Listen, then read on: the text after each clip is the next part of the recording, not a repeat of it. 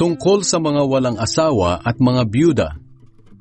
Ngayon, tungkol naman sa mga walang asawa, wala akong utos mula sa Panginoon. Ngunit bilang isang mapagkakatiwalaan dahil sa awa ng Diyos, ito ang aking masasabi. Dahil sa mga kahirapan ngayon, mas mabuti kung magpatuloy na lang kayo sa inyong kalagayan.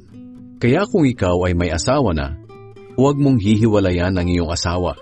At kung ikaw naman ay wala pang asawa, mas mabuti na huwag ka na lang mag-asawa.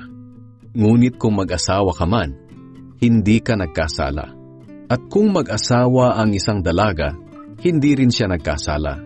Kaya ko lang sinasabi sa mga wala pang asawa na manatili na lang na ganoon dahil gusto kong maiwasan nila ang mga hirap ng buhay may asawa.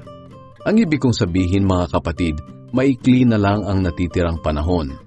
Kaya ang mga may asawa ay dapat nang mamuhay na parang walang asawa. Ang mga umiiyak naman na parang hindi umiyak. Ang mga nagagalak na parang hindi nagagalak. At ang mga bumibili na parang hindi bumibili para sa sarili. Ang mga gumagamit ng mga bagay dito sa mundo ay hindi dapat mawili sa mga bagay na ito. Dahil ang mga bagay sa mundong ito ay lilipas. Gusto ko sanang maging malaya kayo sa mga alalahanin sa mundong ito.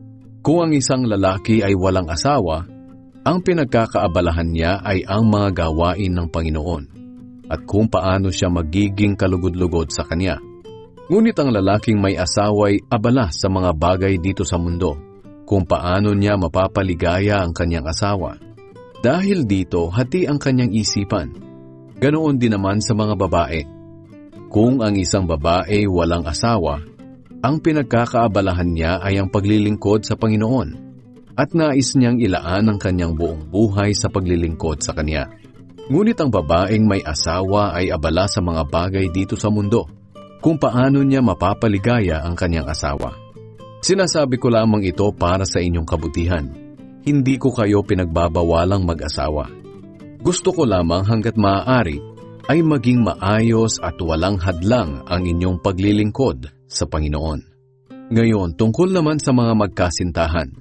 Kung sa palagay ng lalaki ay hindi tama ang ikinikilos niya sa kanyang nobya dahil sa pagnanasa at sa palagay niya ay dapat na silang magpakasal, mas mabuti ngang magpakasal na sila. Hindi ito kasalanan. Ngunit kung nagpasya ang lalaki na hindi na lang niya pakakasalan ang kanyang nobya at hindi na lang siya mag-aasawa dahil kaya naman niyang magpigil sa sarili, mabuti rin ang kanyang ginagawa. Kaya mabuti kung mag-aasawa siya. Ngunit mas mabuti kung hindi. Ang babae nakatali sa kanyang asawa habang nabubuhay pa ito. Ngunit kung patay na ang kanyang asawa, maaari na siya mag-asawa uli. Pero dapat sa isang mananampalataya. Para sa akin, mas maligaya siya kung hindi na lang siya mag-asawang muli. Opinyon ko lang naman ito. Ngunit sa tingin ko'y ito rin ang itinuturo ng Espiritu ng Diyos na nasa akin.